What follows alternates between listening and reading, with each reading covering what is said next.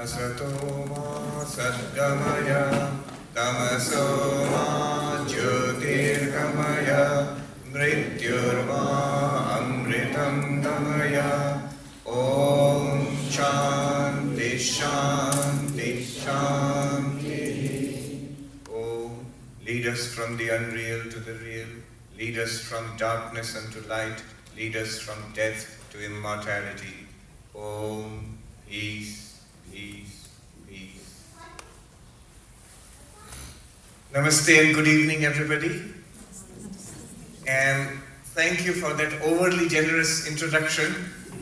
I can say that I can only disappoint now after that introduction.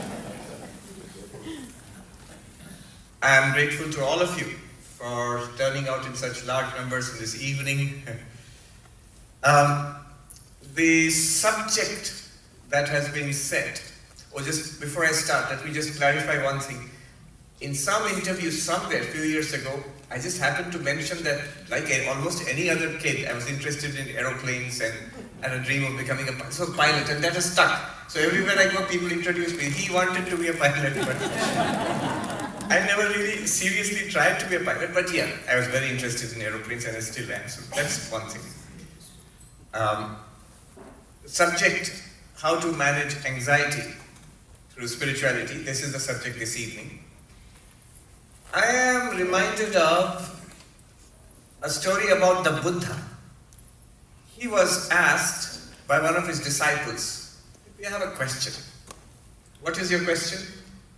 The question is that you had said that spirituality, what you have taught, will overcome suffering. We all know the Four Noble Truths of the Buddha. We all learned it in school. I remember we had a subject called Social Studies.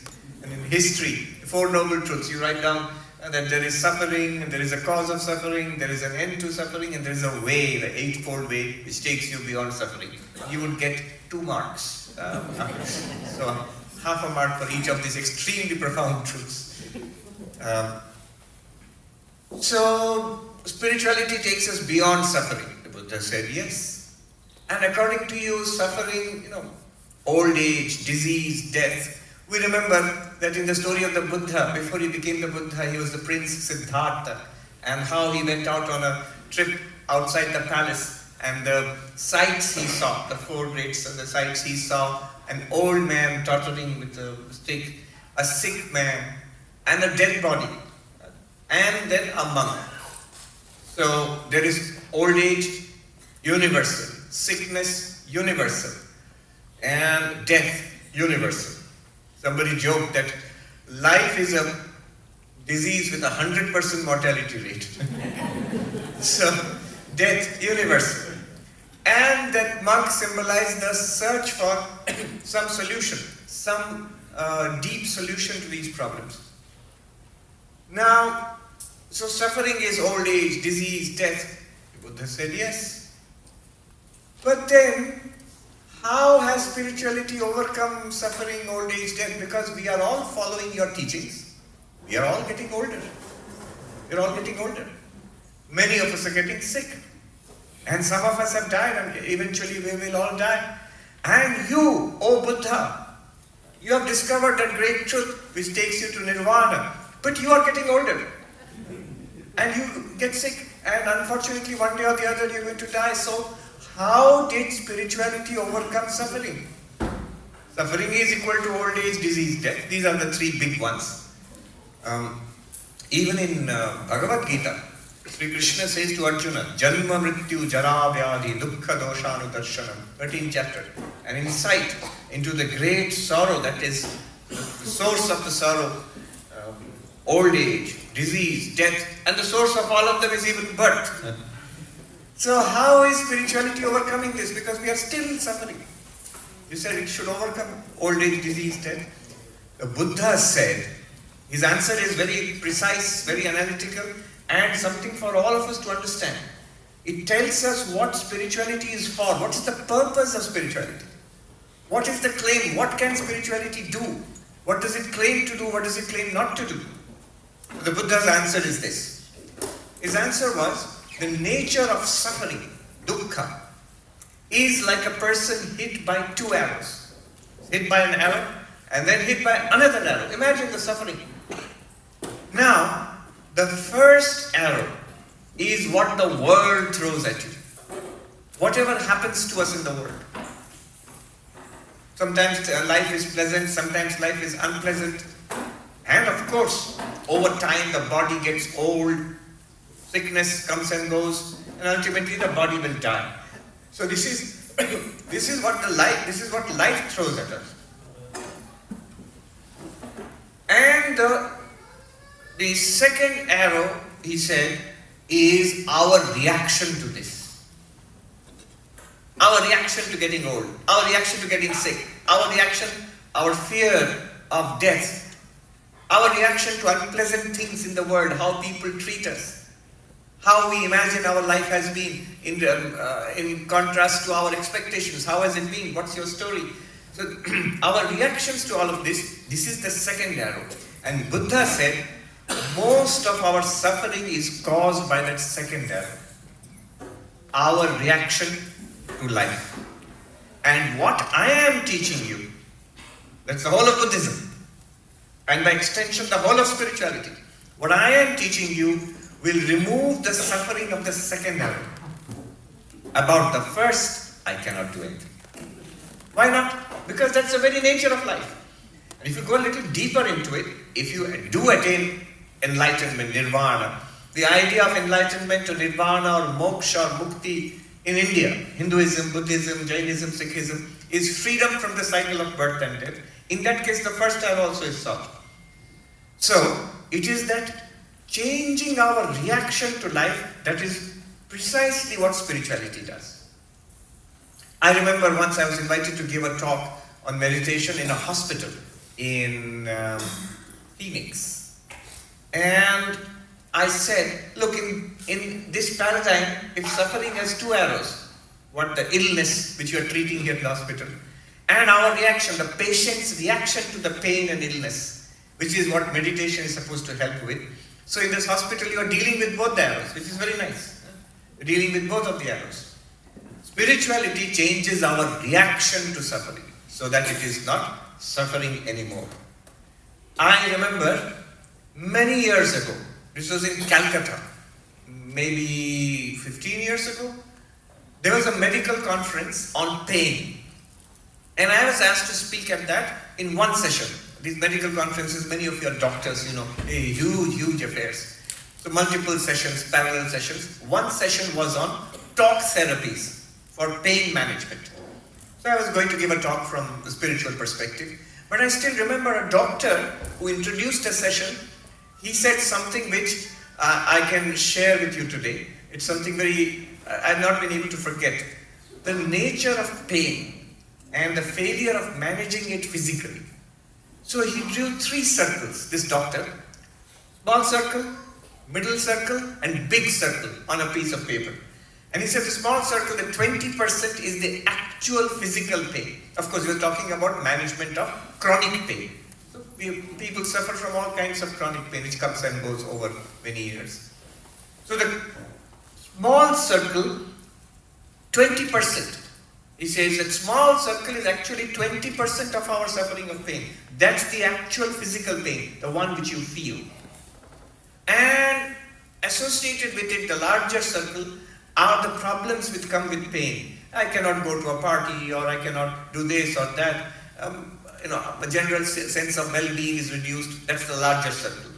And the largest circle, so he says, that is the anxiety caused by pain. Oh, it is going to hurt again. Again the pain is going to come, whichever pain it is. Anxiety created by pain. So he said, 80% of our suffering, 80% of our pain, the actual suffering we have, is not the physical sensation of pain. And then he said, I will let you into a dirty secret, which we doctors know, is that painkillers are not even very good at addressing the 20% physical pain. And they certainly cannot do anything for the 80% of the remaining pain, remaining suffering. So even the 20% physical pain, that also, sometimes the painkillers work, sometimes they don't work, they work partially, and they generate other kinds of pain. Side effects also. So that showed me If you connect it with what the Buddha said, most of our suffering is from the second arrow. Therefore, to deal with the suffering caused by our reaction to suffering. As I said, many of your doctors, and especially doctors, know, because you deal with thousands of patients. And you know one thing, that the same diagnosis, same disease, two different patients will react differently. One will break down. One will be unhappy, will be nervous, will be shaken. Whole life is distorted by this diagnosis of some disease. The other person, the other patient might react to it with calmness, with dignity, with stoicism. Now, whose suffering is more? The first patient's suffering is more. Certainly. All doctors know this. That patients often exacerbate their own suffering by the way they react. So, it is very important to manage our anxiety, because most of our suffering is caused in the mind. One sadhu said, he said it in Hindi, but I really like what he said. I'll translate for you. He said in Hindi, हमें लगता है संसार के चलते में मन अशांत है, लेकिन वास्तव में महात्मा जी अशांत मन के चलते संसार है. He said, we think because of samsara, so many problems in samsara, my mind is anxious, my mind is restless. There are family problems, there are other relationship problems, there are economic problems, there are health problems, there are, I don't know, you don't have parking problems in San Antonio, it's very big. In New York, you have parking problems, big problem. Buddha would have included them in his method. So, all sorts of problems are there. And we think because of that my mind is very restless. I am harassed by samsara. This monk said something very useful. He said, not because of that. It is because our minds are restless. It is because our minds are anxious. That's why we have samsara. What seems to be a world full of problems, the real problem is here, not there. There are things which are to be done in the world, no doubt about it. But they are not really as big a problem as we make them out to be. Sri Ramakrishna, dying of throat cancer in the last year of his life, 1886.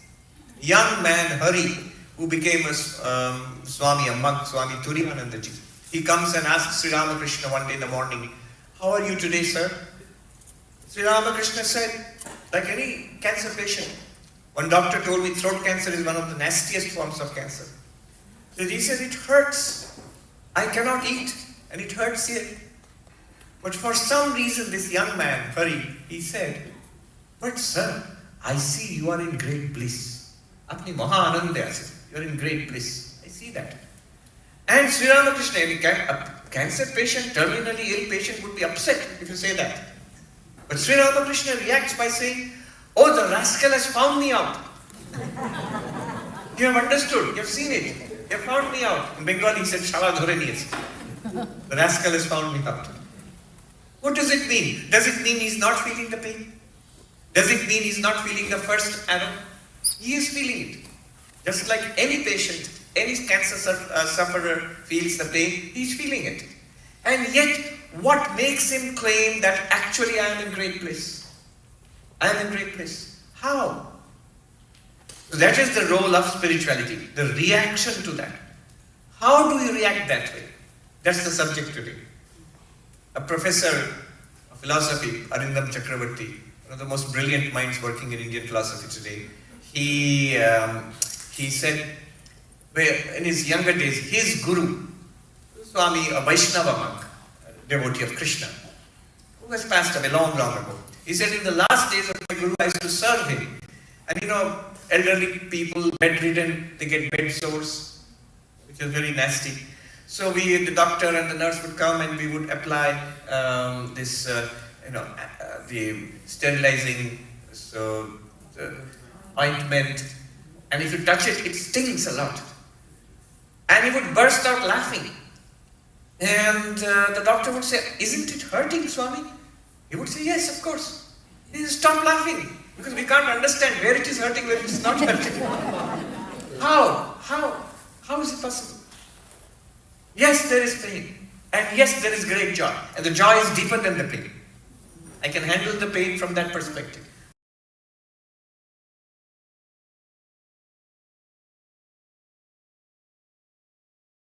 First and foremost, the mind itself. It is a restless mind which generates suffering. As he said, Ashant man ke chalte samsar hai.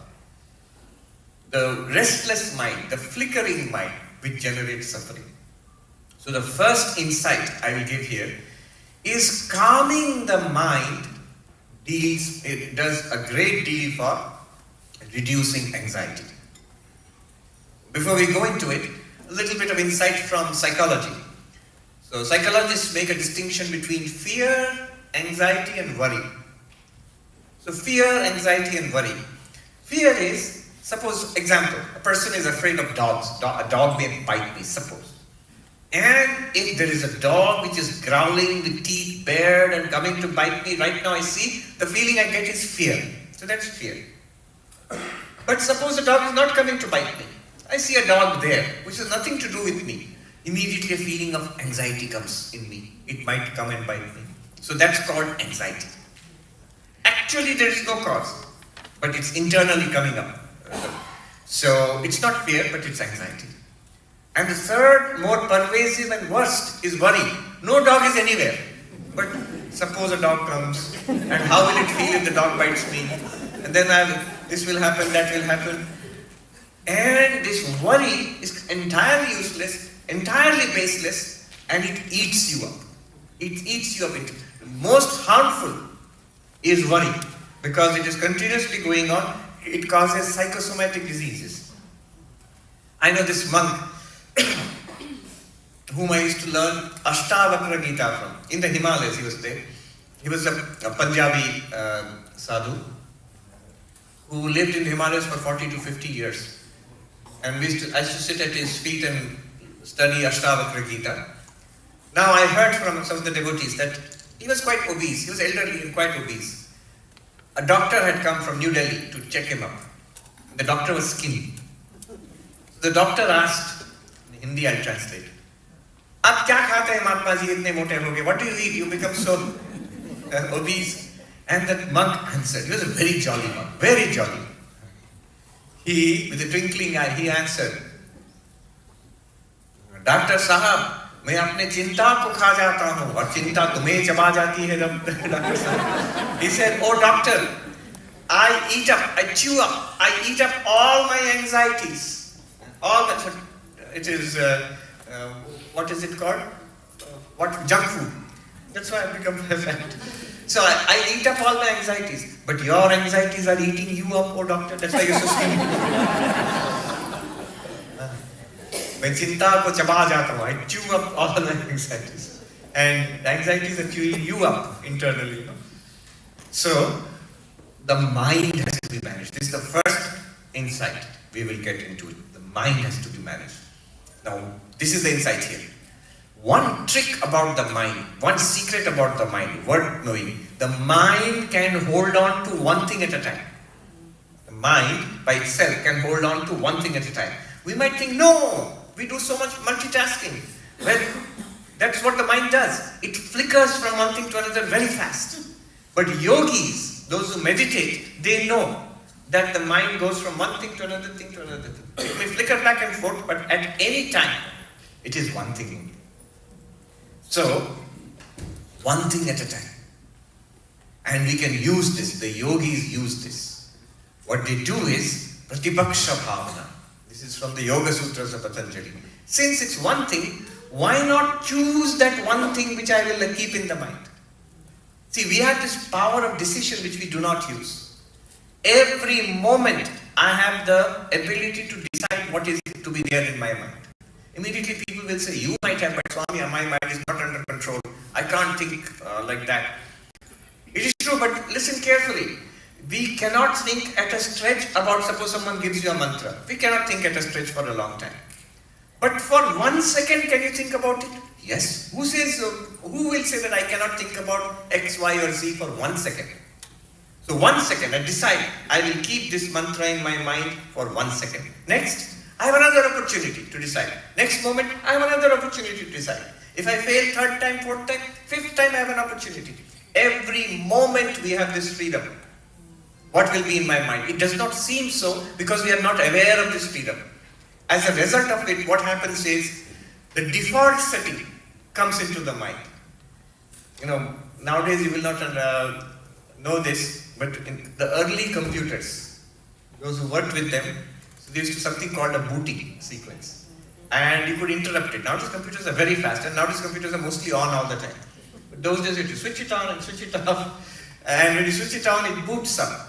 And there was used to be a boot sequence, and you could interrupt it. There was a way of interrupting it. Those are old computers, much slower. And you could change the setting if you interrupt it. If you don't interrupt it, whatever is put in the, is called default setting. That default setting will come. Most of the time our minds are running on default setting.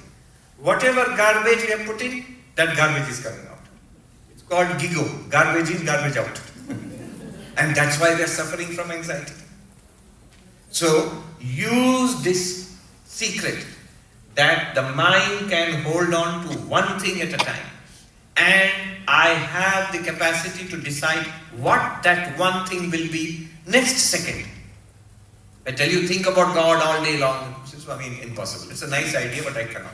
My mind flickers too much. I cannot. Good. But 1 second, think about God. Think Om Namah Shivaya. Next 1 second. 10 seconds. 30 seconds. Can you do that? Everybody will say yes, we can do that. For 10 minutes I cannot. 1 hour I cannot. 1 day I cannot. But 1 minute, 1 second, 10 seconds I can. Certainly. So that is the technique to be used. Use that gap, that decision-making power. I will decide what's in my mind now. That's my power. If I do not decide, if I do not do that, then the default setting will come in. The default setting is anxiety, worry. If the dog comes, what will happen? The same thing. Whether it's a financial worry, most Indian parents have kid worries, children worries. What is the child doing? Child is fine. Only mother is not fine, father is not fine. Yes, continuously worried. It's a useless thing and it's deeply harmful. So replace it. One of the most powerful ways of doing this is a technique called japa. Naam jap, japa. Japa is the repetition of a mantra. Very definition of a mantra. Mananatrayate. If you repeat it, it will save you. If you repeat it, it will save you. If you keep your mind there. Mananat means to keep thinking about it. Keep your mind there means what? Repeating it. Mind is going through vrittis like this. Each vritti, movement of the mind, is about something. This is called intentionality. What is the mind thinking about? What it is thinking about, that freedom we have. You make it about that mantra. Next moment, about that mantra. Third moment, about that mantra. Usually the way the mind thinks is like a monkey jumping from a branch of a tree to another branch of a tree. A monkey climbs up a tree, then goes to the next tree, does not climb down the tree like a gentleman and go to the next tree, climbs up. No, it jumps from a linking branch to another branch, and from one branch to another branch. And that's exactly how the mind functions. You'll think of something. Dog, it's going to come and bite me. Oh, how painful it will be. Is the neighbor's dog chained? That neighbor is a useless fellow. I'll complain to the council about it. So like this, it jumps from one thing to another. One of the reasons why internet browsing is so addictive is because it follows the way the mind functions. So you're looking at something, and you can click on this and it'll go to some other topic. Click on that and go to some other image. Click on that and go to another video. You go to YouTube, it will suggest something. And if you don't like that, 10 other things will be suggested there. So the internet mimics the way the mind functions. A book doesn't do that. A book is linear. This page, next page, this chapter, next chapter, next chapter. This volume, next volume. But the internet is not like that. It will go here, there, here. And mind follows that. And it's very destructive for the mind. Somebody said, you should call it brain rot. Brain rot. So, one powerful method of reducing anxiety is Naam Jap, repetition of a mantra. If you have a mantra given to you by your guru, you are very fortunate. You have been initiated into a tradition. Whichever tradition. In Hinduism, we have multiple paramparas, lineages are there. Use that. Swami Tapasyanandaji Maharaj, who was the vice president of our order long ago, I never saw him. He was in our Ramakrishna Mutt in Mylapore in Chennai. He used to say, when you have been given the mantra, you have been given God. God in the seed form is there in that mantra. Cultivate it. Repeat it. It's the easiest practice. Next moment, my thought will be about the mantra. Next moment, my thought will be about the mantra. There are very few urgent and important things you have to attend to. Most of the time, the mind is spinning, and most of that spinning is worry. So, focus the mind on the mantra, repeat it. Don't allow the monkey to jump from branch to branch. The mantra is, you climb down the tree, climb up that same tree again. That's the mantra. The mantra is the tree. Make the monkey mind climbing up and down the same tree, not jumping from tree to tree. This is the minimum benefit of the mantra. It will reduce anxiety. That's not the purpose of the mantra. Spirituality, the purpose of spirituality is also not to reduce anxiety. The purpose of spirituality always, Buddhism, Hinduism, whatever it is God realization, is self-realization, is moksha, mukti, nirvana, highest goal. Not just anxiety management is side product, benefit. It's just a benefit. So that is one great, wonderful technique of managing the mind and reducing anxiety. I am reminded of a story about Maharshi Mahesh Yogi, who introduced this technique in a big way to the United States. Now it is well known as Transcendental Meditation, TM. But when he came, he was a Vedantic monk, a disciple of one of the Shankaracharyas at that time. I think Brahmananda Saraswati's disciple. So when he came here, he started teaching, he codified it into a proper protocol which became TM afterwards, Transcendental Meditation.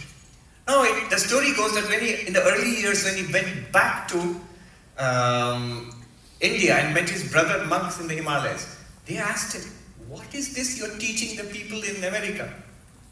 That if you repeat the mantra, wrinkles will be less, aging will be retarded. If you repeat the mantra, your immunity will increase and your health, you'll be more healthy. If you repeat the mantra, your anxiety will be less, tension will be less. If you repeat the mantra, your relationships will go well. This is not the purpose of the mantra. This is not the purpose of meditation. Purpose of meditation is samadhi, and from there jnana, moksha. Those are the very high, elevated purpose of meditation. Why are you saying these things? Which are by the way true. Later on, a lot of research has been done on the benefits of meditation, especially thanks to His Holiness the Dalai Lama's this mind life initiatives, and a lot of academic publications have verified enormous benefits of meditation. But the point of those monks was, this is not the purpose of spirituality. Then his answer was very beautiful. Maharshi Mahesh Yogi's answer. I teach them what they want, so that they may want to learn what I want to teach them. So I am giving them what they want, so that they may slowly come up to appreciate, to actually want what I want to give them. So, yes, the highest goal is self-realization. But yes, you can easily, the management of anxiety will be immediate. You will get that much benefit. To the extent that we do the mantra, you will get that benefit. You go into the hall here, into the presence of the deity, Sri Balaji, into the divine presence there. Go there mindfully. And go there in what way? You have to go just as we remove our footwear before entering the divine presence. Similarly, leave out our problems, our worries, our anxieties. Leave out the footwear we carry of our personality. I have these issues. Work issues, family issues, health issues, all sorts of anxieties and tensions. Leave it out. Go there in the divine presence. I am here, Lord, because I love you. Out of reverence, out of joy, the blissfulness, the purity, the sublime upliftment which I feel in your presence, that's why I am here. Not to come with a list of complaints. Not to come with grumbling. In Hindi they say, sadhus say, Shikayati Ram. They say, Shikayati Ram. The one who is a master at complaining. Lord will listen if you complain, but that much you get, that much only. But if you go without complaints, you will get everything. You will see the immediate peace and joy, how the anxiety simply floats away from you. So that's the second insight I'm giving you. One is, replace the thoughts with the mantra. That will reduce the fluctuations of the mind. Mind will be about one thing only, and therefore anxiety will be less. One mind will settle on what you have given it, the mantra. Second one, connect the mind to divinity. Connect the mind to a higher power. Connect the mind to the supreme power, to Lord Balaji, to Shiva, to Narayana, Vishnu, Devi. So connect it to that. One simple story. In our monastery, which is on the bank of the Ganga in Belur Math. So after eating, we have a bowl and we wash the bowl. And there was, on the tap there was a trickle of water. From the same Ganga, there was a trickle of water. And one monk was scrubbing and scrubbing it.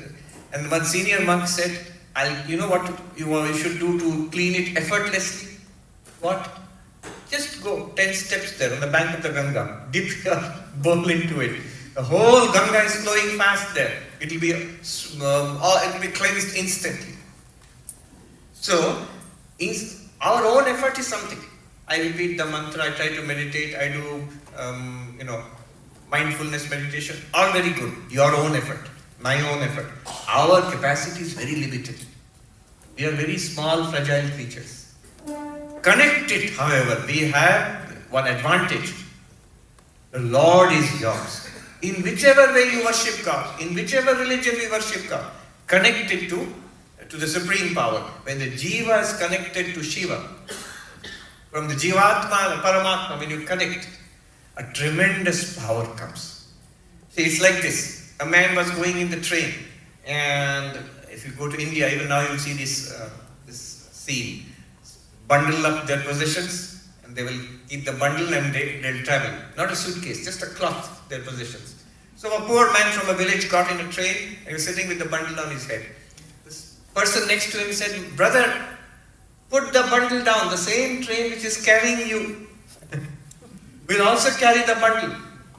You don't have to take so much strain." So exactly like that. The same train which is carrying us through life will also take care of our anxieties. If you have a little bit of belief, faith in God, in whichever tradition we come from, we say, "My Lord, this is my problem. This is my anxiety. This is what bothers me. I put it down at your feet. Do with it what you will. Do with it what you will." One very beautiful Christian prayer book is there, called Imitation of Christ. And there they have arranged it. The author, Thomas A. Kempis, has arranged it so well. What he has done is he has actually taken sayings from the Bible and arranged it in that book. So, the disciple is asking Christ, "How will I get peace? How will I get peace?" And the reply is, "You want peace, 4 things. Always seek to have less rather than more. Less rather than more. The more we have," and this is not in the book, I'm just expanding on the idea. The more we have, when you say it is mine, what has happened is a little bit of my mind is thrown there. Try to meditate in a cluttered room and try to meditate in a simple, bare, minimalistic room. Meditation will be much better in the minimalistic, bare, clean room. Why? After all, meditation is in my mind. What does it matter if there is clutter around? Try to meditate in a cinema hall when the cinema is not on, and try to meditate in a temple. Mind will be much more calm here. Why?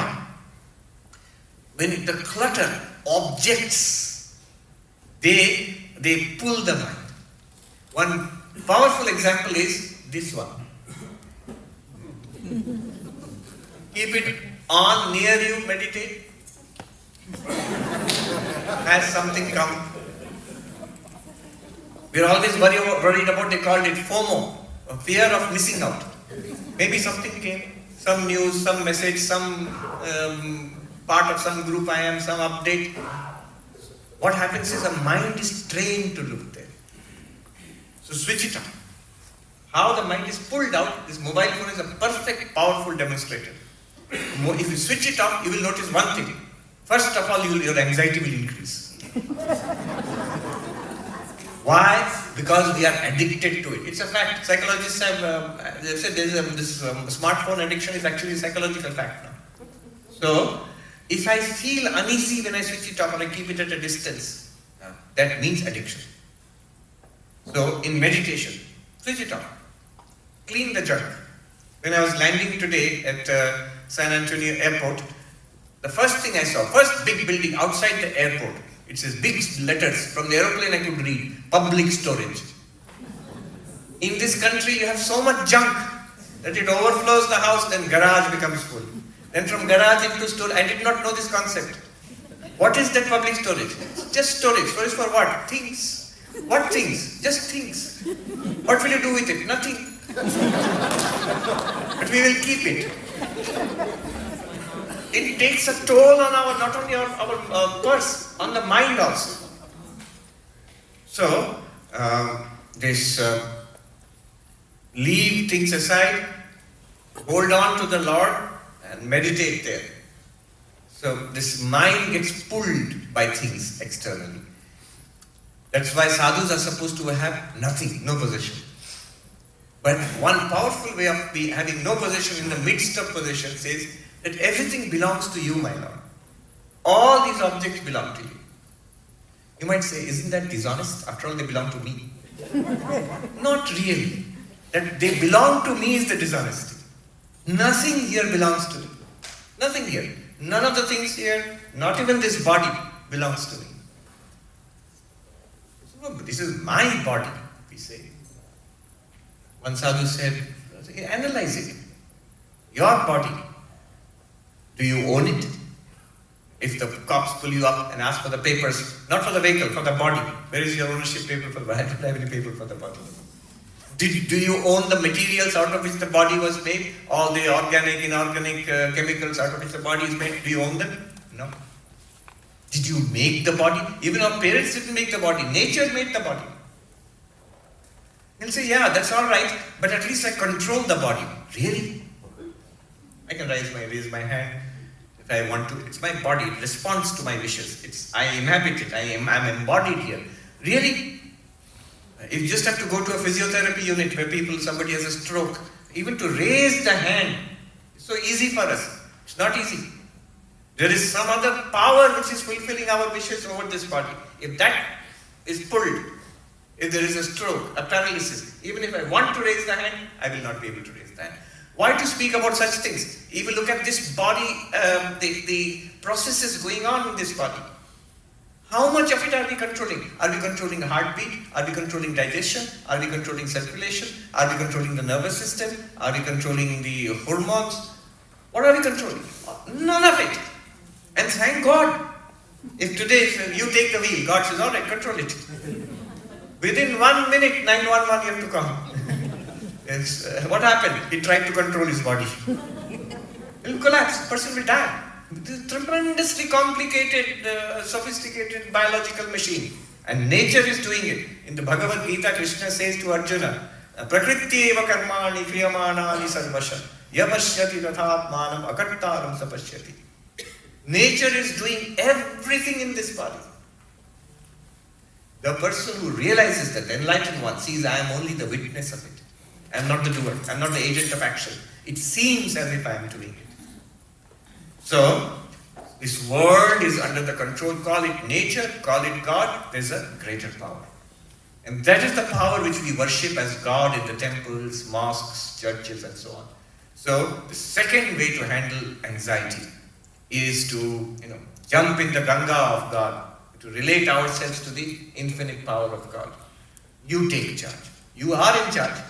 But let me just acknowledge that you are in charge. If you do that, if you approach God, take away our personal issues and problems, set it outside the temple with our slippers there. Come in just as a devotee. I am here because I love thee. I enjoy your divine presence. Bathe in that divine presence. All anxieties will go away.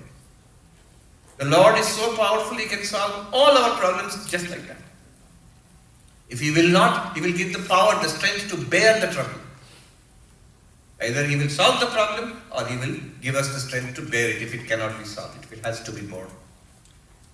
Ma Sharada, Holy Mother Ma Sharada Devi, she says that whatever is in our past karma will come to us inevitably. However, spiritual practice, the grace of God, diminishes the effect of karma. He says, where one would have lost a leg, one will get a pinprick. But how? Through that devotion, through that surrender to God, holding on to the Lord. Sri Ramakrishna would say, what will you do in samsara? This is like little children. They play holding on to a pillar and they whirl around. And they laugh in joy. But they are very careful not to let go of the pillar. Because they know if they let go of the pillar, they will fall down and get hurt. So they are careful about that. Similarly, let God be the pillar. You hold on to in devotion, in prayer, in remembrance, in ritualistic worship, in surrender, in bhajans, in chanting. I am holding on to the Lord. And like a child, going round and round, job, your health, your family, or whatever you do in life, that's the going round and round. That will be an anxiety-free, like the child's play. Anxiety will be much less. Worry and anxiety will be much less. One more insight, how to spiritualize the mind, reduce anxiety. Anxiety, it's a hard truth, a little harsh truth. Anxiety is mostly due to selfishness. I, me, mine. Our world view is this.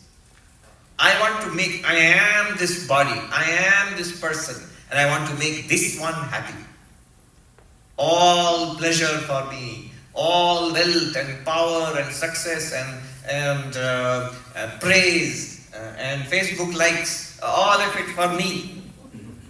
And one psychologist said, our assumptions in the mind, everybody must treat me consistently nicely. Nobody must be even rude to me even once. You'd say that's ridiculous. I don't think that. But we do. Because if a person is, one person in 100 is suddenly rude to us, our whole day is ruined. Why? It's because somewhere underlying is the assumption, unspoken, unrecognized assumption. Everybody must be consistently nice to me, endlessly nice to me. Why? So, this selflessness is a very great anxiety killer. If my attitude is, not me, I am not so worried about myself. I am not really bothered. I will be happy with whatever I get. Santosha, contentment. Our problem is contentment. We are very contented with spiritual life and very worried about our material life. Spirituality is reversing that. Be contented with the way things are going. Do your best, but be content about it. And discontented about my spiritual life.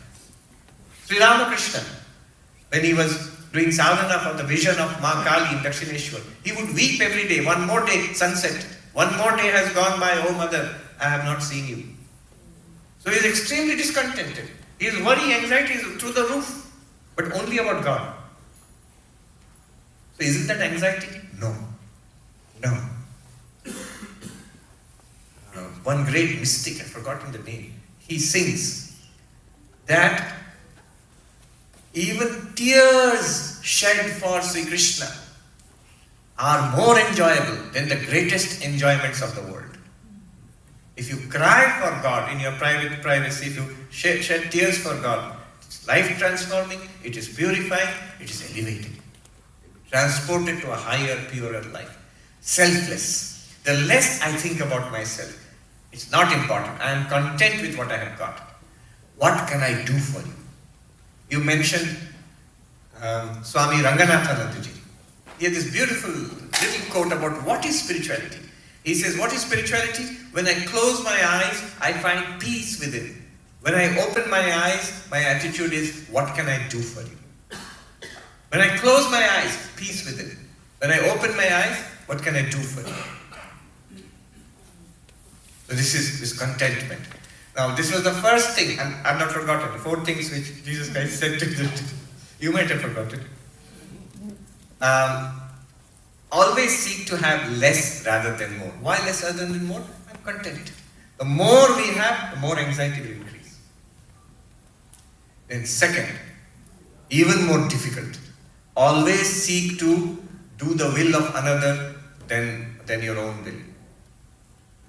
We always have battle of will, my opinion versus your opinion. It's only an opinion. In most cases, you can follow what the other person says. It will not do any harm to you. Second, it will reduce anxiety. Third is always seek to be last rather than first. It's not an advice that America will accept. Now the modern world is just the opposite. You're teaching your children, you must be first. Push everybody else aside and go ahead and first. And in that case, you will have anxiety. Always seek to be last rather than first. Of course, you must apply it intelligently. In matter of honor, credit, in matter of, you have enjoyed so much, you have got so much. Let that person also get. Let them go ahead. Let us. So which parent faced with the last piece of cake at home will say, let me eat it up before the kids get home? No, I'll keep it for the kids. My joy is not that I eat it. My joy is that the kids eat it. Let me be last rather than first. You will get peace. And finally, the fourth one. In all things, learn to recognize and accept the will of God. Whatever happens. Good thing happens, very good. Is will of God. God is very nice. What I don't like, what I don't want, that happens. That is also the will of God. Unfortunately for us, maybe at that point, maybe 5 years, 10 years, 20 years later, we'll see it was fine actually. It was all right. So in all things, learn to accept the will of God. 4 things. If you want peace, always seek to have less rather than more. If you want peace, always seek to do the will of another other than your own will. If you want peace, always seek to be last rather than first. And most important, it is the will of the Lord. Whatever happens. I will do my best, but the result is in the hands of the Lord. Not in my hands. Let me be free of anxiety on that regard.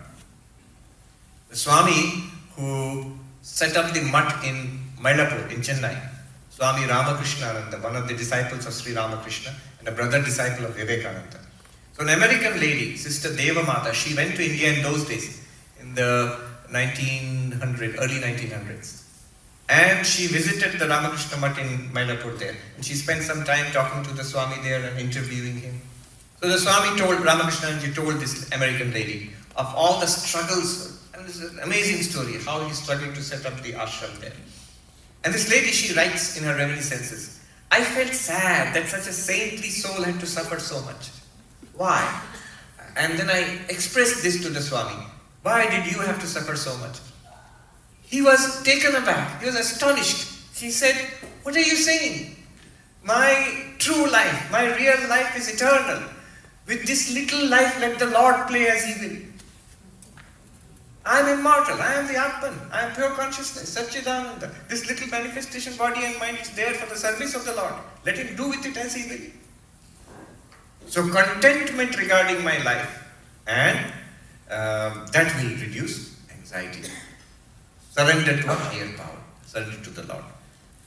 Now we have got three insights. One is to silence, to settle, to center the mind. Do it through japa, very powerful method, japa. The second one is this connection to the divine. That will reduce anxiety. Genuinely go to the Lord, pour down all your problems there, be free. Like taking a bath in the Ganga, wash everything away. Kumbha, have you talked Kumbha? Yes, it washes everything away. Third, selfless rather than selfish. As Swami Ranganathanji said, when I look inside, I find peace inside. When I open my eyes, my attitude is, what can I do for you? The reason we have anxiety is, when we close our eyes, no peace inside, all sorts of problems are going on. When I open my eyes, not what can I do for you, what can I get from you? Therefore anxiety. Eyes closed anxiety, eyes open anxiety. These people are so anxious. Somebody said, but you will not believe it. Why I cannot meditate? Why I cannot meditate? Swami, I cannot meditate because if I close my eyes, I am always afraid somebody is going to punch me. How many times have you been punched in your life? Maybe once or twice when you were a kid with other friends. In your grown-up life, how many times have you been punched? Never. But when I meditate, my mind is telling me somebody may come and punch me. So I can't keep my eyes closed. I want to open my eyes and look. So much anxiety, not allowing me to close my eyes. So, that is the connection to the higher power, to Bhagavan, surrender to that. It's the second way. The third way is selfless. Ranganathanji said, what can I do for you? You'll be free of anxiety. I used to think, when I became a monk, a young brahmachari, our ashrams in India, we run big hospitals, schools, there's a university, college, a lot of tremendous amount of work. I used to see how these monks would work and take up so many responsibilities. All for free, right? They're not CEO of some multinational corporation getting paid. No, not at all. But I used to notice how stress-free the monks were. So how stress-free. And one central reason is they're not doing it for themselves. They're doing it as a worship of the Lord. This my work, whether I teach in the school, whether I feed the hungry, whether I'm looking after patients in the hospital, all of it's a lot of work, including a lot of tensions. But I am worshipping my God in all these ways. I don't want anything from it. So this is the this selflessness. It reduces anxiety. You can do a lot of work. Reducing work will not reduce anxiety. I've seen people who are retired full of anxiety. Early morning, what is going on? Tension. Bowel movement is not good. That is the only tension. Now, in the midst of lot of work also, people can be at great peace, relaxed. You don't even have to be a saint for that. I've seen managers of institutions, some in the midst of a little bit of work, very tense, running around, oh, there's too much to do and things are falling apart. Others, huge activities going on, relaxed, come have a cup of tea, we'll talk about it. He is in charge of a lot of activities, but very relaxed. I remember I was invited by this gentleman, young man, very interested in spiritual life, to have a conversation with him in New Delhi. He owns a big, it's one of those new internet things, image company. It's the largest image company in Asia. So I was sitting and talking with him, and 3 hours in the peak office hours, he spent talking about Vedanta and non-dualism. So I said to him that, what about your job, your work? He said to me, Swamiji, what do I say here? That is just for earning a living. My real heart is in talking philosophy with you. So, relaxed about the world. Finally, one word which I will take on tomorrow again. Even this mind which we are trying to spiritualize, what is the nature of this mind? Actually, this mind is not different from our real nature, Atman, Brahman, of consciousness. There's this ocean of pure consciousness. It comes up in waves. These waves are what we call the mind. But underneath that, there is 10,000 feet of calm water. We are not the mind. We are the witness of the mind. The mind is an appearance in you.